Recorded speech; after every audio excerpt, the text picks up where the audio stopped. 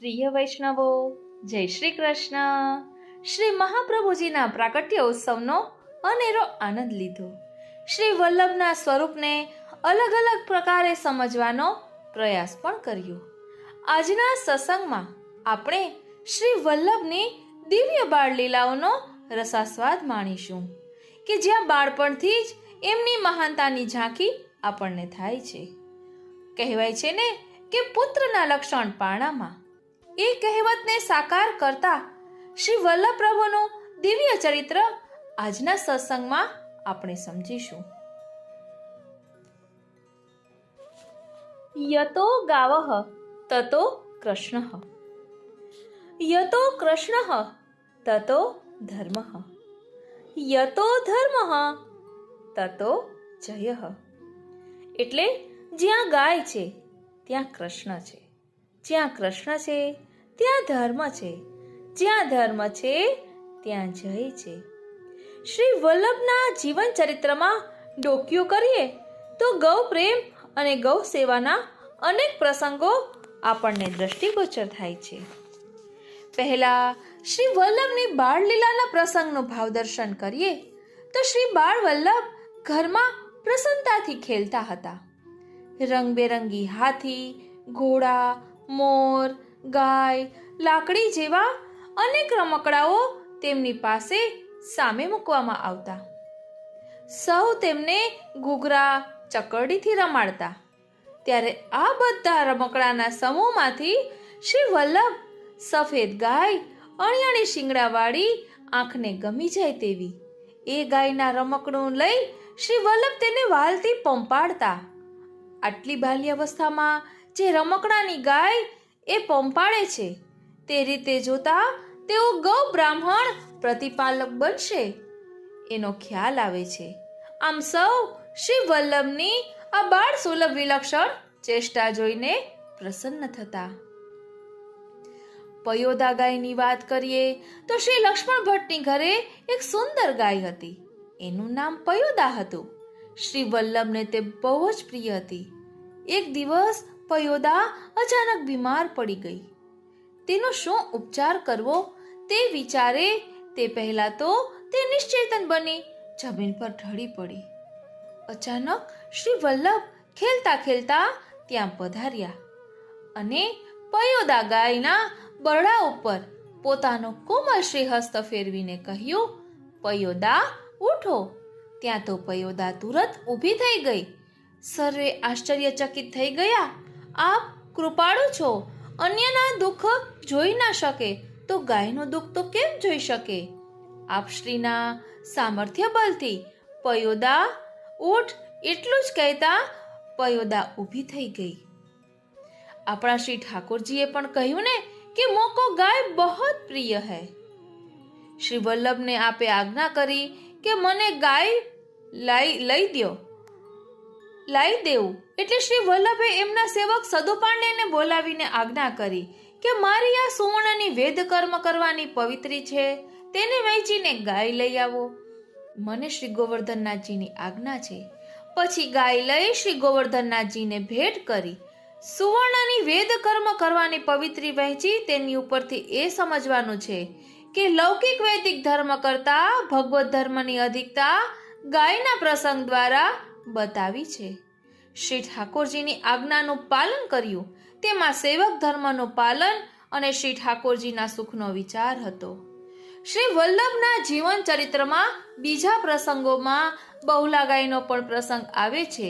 બીજો ગાય શ્રી ગિરિરાજજીની કંદરામાં જ્યાં છેદ હતું ત્યાં નિત્ય દૂધ સ્ત્રવતી.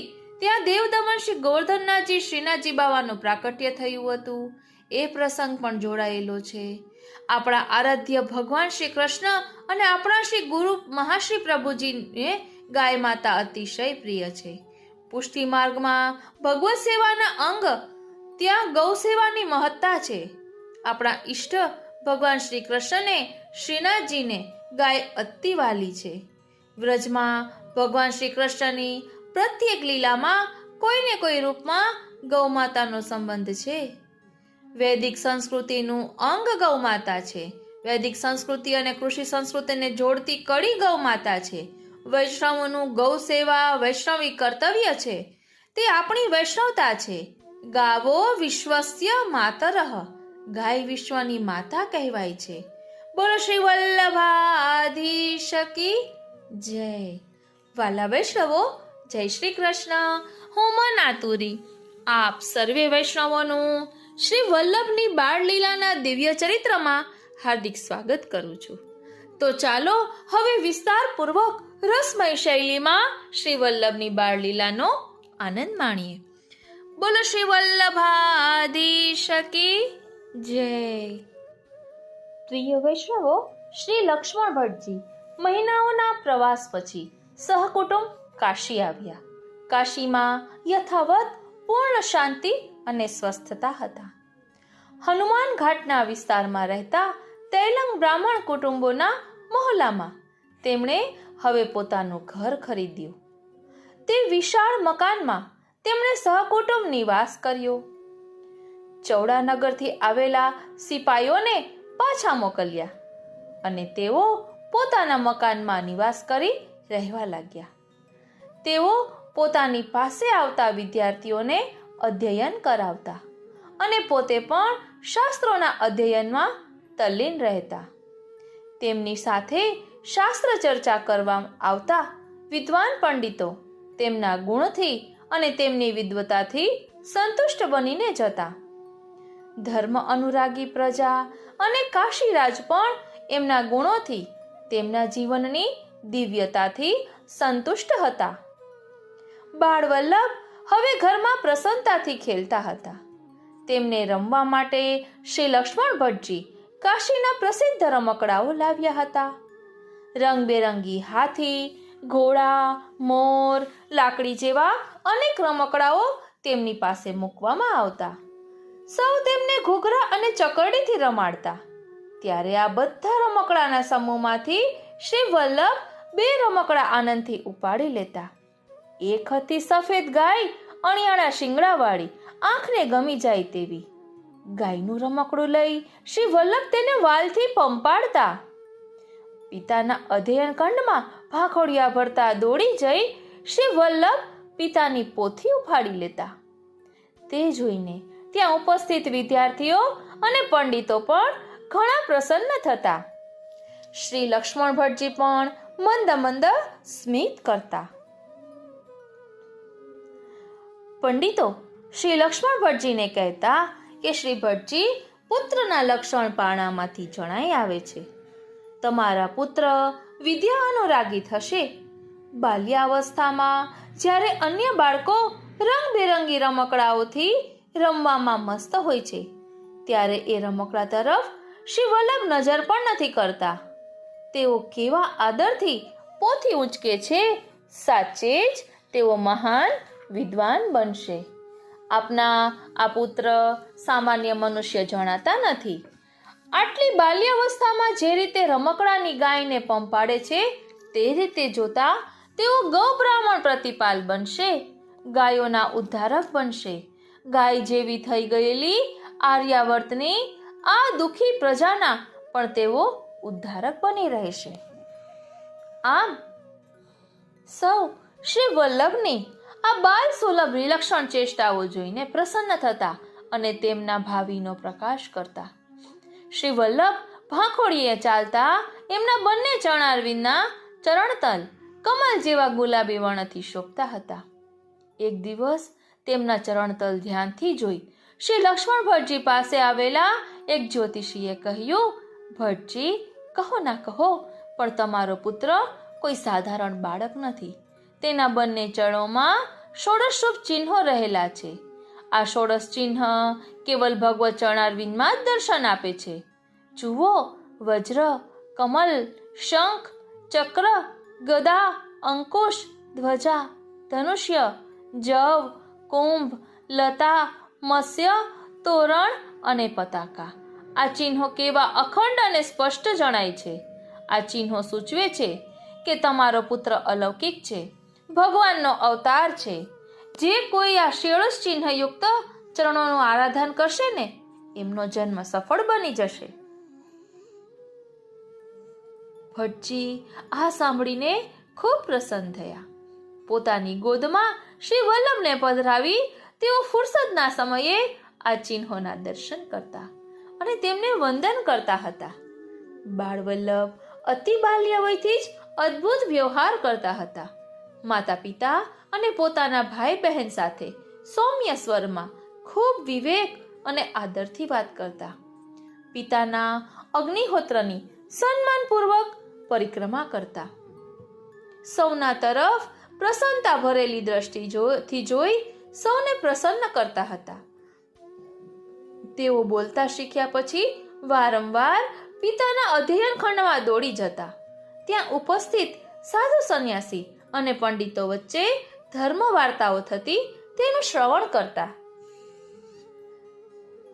જ્યાં ધર્મ ચર્ચામાં કોઈ નિર્ણય ના થાય ત્યાં તેઓ બાલ સુલભ વાણીમાં એ ચર્ચાનું બહુ જ ઓછા શબ્દોમાં નિરાકરણ લાવી આપતા. તેમના આવા ચમત્કારયુક્ત વચનો સાંભળી સર્વ વિદ્વાનો આશ્ચર્યચકિત થતા. વિદ્વાનો શ્રી લક્ષ્મણ ભટ્ટજીને કહેતા, ભટ્ટજી, આ પુત્ર શ્રી વલ્લભ વાક્પતિ છે, બાલ સરસ્વતી છે. સાચે જ તેમના મુખમાં સરસ્વતી વસેલા છે. ઈશ્વર સિવાય આટલી નાની વયમાં આવી ગહન ધર્મ ચર્ચા બીજું કોણ કરી શકે? સૌ તેમને હવે બાલ સરસ્વતી અને વાક્પતિ કહીને વંદન કરતા. એક દિવસ શ્રી વલ્લભ એમના બાલ મિત્રો સાથે ઘરના પ્રાંગણમાં ખેલી રહ્યા હતા. સૌ બાલ મિત્રોએ શ્રી વલ્લભને પૂછ્યું કે તમે કહો તો આજે આપણે રાજા રાજાની રમત રમીએ, ખૂબ મજા પડશે, તમે રાજા બનો. બીજાએ કહ્યું કે હું તમારો પ્રધાન બનીશ. ત્રીજાએ કહ્યું કે હું સેનાપતિ બનીશ. આમ સૌ પોતપોતાના હોદ્દા પણ નક્કી કરવા લાગ્યા.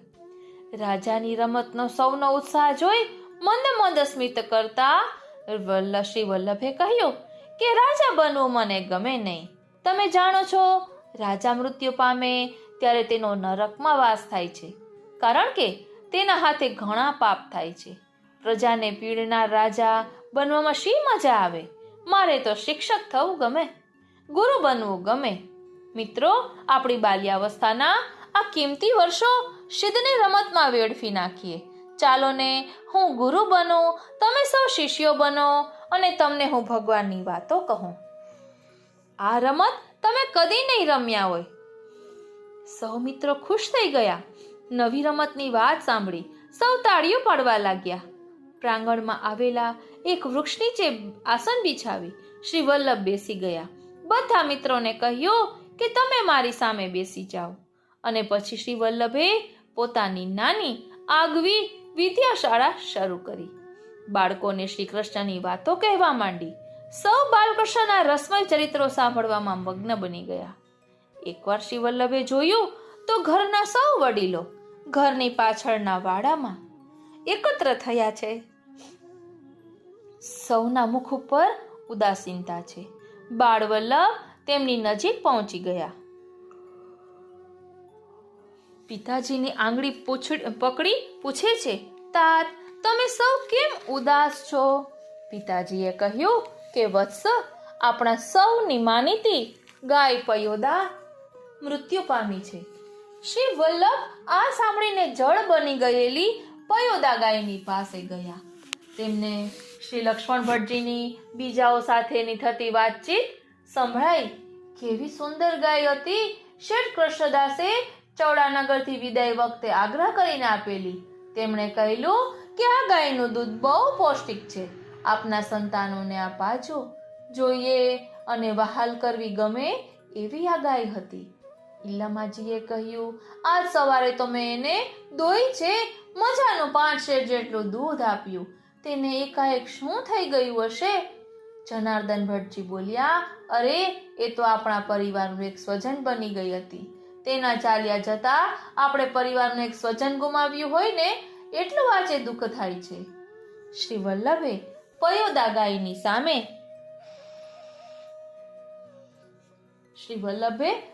ગાયની સામે પ્રસન્ન મધુર નેત્રોથી દ્રષ્ટિ કરી. પોતાના કોમળ શ્રી હસ્ત ગાયના મૃત શરીર ઉપર ફેરવ્યો અને ગાયના લલાટ ઉપર તે હસ્ત મૂકી પોતે અત્યંત પ્રેમથી કહ્યું, પયોદા ઉત્તિષ્ઠ. 3 વખત આમ બોલ્યા અને ત્યાં સૌના આશ્ચર્ય વચ્ચે ગાઢ નિદ્રામાંથી આળસ મોડીને ઊભી થતી હોય તેમ પયોદા ગાય ચારેય પગે ઊભી થઈ ગઈ. તેના લલાટને પંપાડતા શ્રી વલ્લભના ચરણારવિંદમાં તેણે મસ્તક નમાવ્યું. સૌ પ્રસન્ન થઈ ગયા. માતા ઈલમાજીએ શ્રી બાળ વલ્લભને તેડી લીધા અને વાત્સલ્ય ભાવે અનેક ચુંબનોથી નવડાવી દીધા. બોલો શ્રી વલ્લભાધીશ કી જય. એક દિવસ શ્રી લક્ષ્મણ ભટ્ટજી ગંગા સ્નાન કરીને ઘેર પાછા આવ્યા. તેમણે જોયું શ્રી વલ્લભ ઘરના આંગણામાં ખેલી રહ્યા છે. તેમની સાથે રોજ ખેલતા સ્વજાતીય બાળકો આજે નથી. તેમણે શ્રી વલ્લભના નવા સાથીદારનું મુખ જોયું, પણ ઓળખાણ પડી નહીં. ઘરમાં જઈને તેમણે ઈલમાજીને પૂછ્યું, દેવી, શ્રી વલ્લભનો આ નવો સાથીદાર કોનો પુત્ર છે? મને કેમ ઓળખાણ પડી નહીં? ઈલમાજીએ કહ્યું કે આર્યપુત્ર આપણી પડોશમાં ઢાઢી કુટુંબ રહે છે. તેમને એક પુત્ર છે અને તેમનું નામ છે સગુણદાસ. શ્રી વલ્લભનો તે સમવયસ્ક છે. ક્યારેક ક્યારેક તે અહીં રમવા આવે છે અને તેની સાથે શ્રી વલ્લભ ખૂબ હોંશેથી રમે છે. આ સાંભળી શ્રી લક્ષ્મણ ભટ્ટજી બહાર આવ્યા. તેમણે બૂમ પાડી, વલ્લભ, ઘરમાં આવો તો. પિતાની આજ્ઞા થતા શ્રી વલ્લભ ઘરમાં ગયા.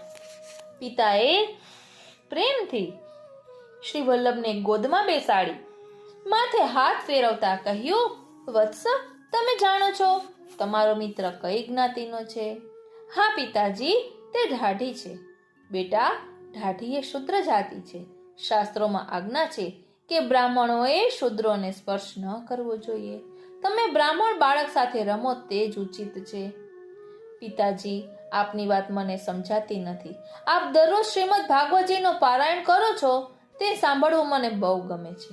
તેમાં અનેક સ્થળે એવી આજ્ઞા છે કે સર્વ મનુષ્ય પ્રભુના અંશ છે, માટે તેમનામાં ભેદભાવ ન જોવો. સાચી વાત છે કે નહીં? હા બેટા, તે બિલકુલ સાચું કહ્યું. પિતાજી, શ્રીમદ ભાગવતજી કહે છે કે ભગવાનની ભક્તિ કરવાનો પણ સૌ મનુષ્યને સરખો અધિકાર છે. સ્ત્રીઓ અને શૂદ્રો પણ ભક્તિના અધિકારી છે. શું આ વાત સાચી નથી? બેટા, આ વાત પણ તદ્દન સાચી છે. તો પછી પિતાજી, સગુણદાસમાં જો પ્રભુનો અંશ હોય, તેનું કુટુંબ પૂર્ણ પવિત્ર જીવન પાડતું હોય, તેમના સંસ્કારો, આચાર વિચાર એક બ્રાહ્મણથી જરાય ઉતરે તેવા ના હોય, તો હું તેની સાથે રમું તેમાં ખોટું શું છે?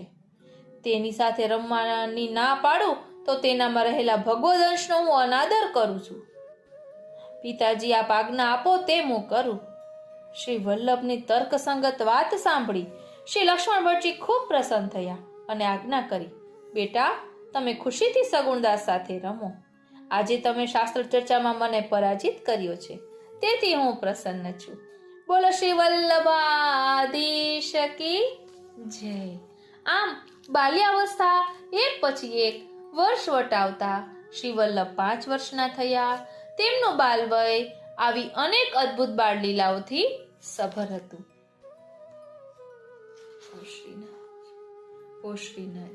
આ રીતે આપણે શ્રી મહાપ્રભુજીના બાળ લીલાના પ્રસંગો દ્વારા સમજી શકીએ છીએ કે પુત્રના લક્ષણ પારણામાં અને મૂળ પુરુષમાં પણ વર્ણન આવે છે ને કે પઢે ચારો વેદ અરુખટ શાસ્ત્ર મહિના 4 મેં. તેમાં પણ આપણે જોઈ શકીએ છીએ કે મહાપ્રભુજીનું ચરિત્ર કેવું છે. મહાપ્રભુજી આપણા મૂળ પુરુષ કહેવાય છે. તેનું ભાવદર્શન આપણે અગાઉના સત્સંગમાં લીધું હતું. બોલો શ્રી વલ્લભાધીશ કી જય.